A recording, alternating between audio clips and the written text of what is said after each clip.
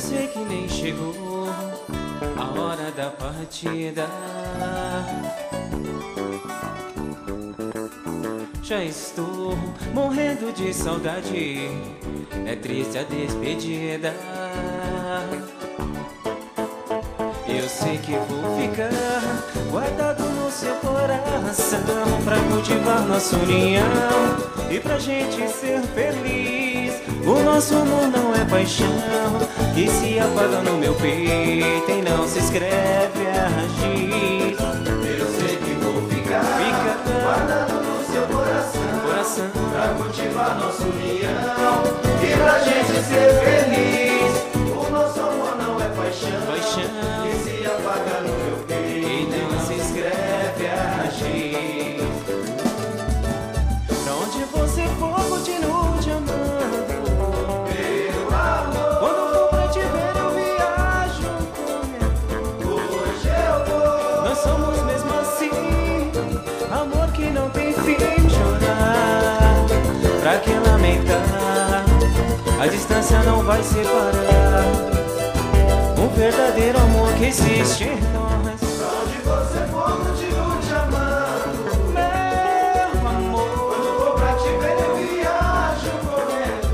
o rancheiro Nós somos mesmo assim, amor que não tem fim. Chorar, pra que lamentar? A distância não vai separar o verdadeiro amor que existe em nós. amor, eu sei que nem chegou a hora da partida. Já estou morrendo de saudade, É triste a despedida. e hoje eu sei que eu vou ficar guardado no seu coração, pra cultivar nossa união e pra gente ser feliz. O nosso amor não é paixão que se apaga no meu peito e não se escreve a giz. Eu sei que vou ficar guardado no seu coração, pra Coração, cultivar nossa união e pra gente ser feliz. O nosso amor não é paixão paixão que se apaga no meu peito e não se escreve a giz. Pra onde você for, continuo te amando, meu amor. quando for pra te ver eu viajo correndo. Hoje eu vou. Nós somos mesmo assim, amor que não tem fim. Chorar, pra que lamentar?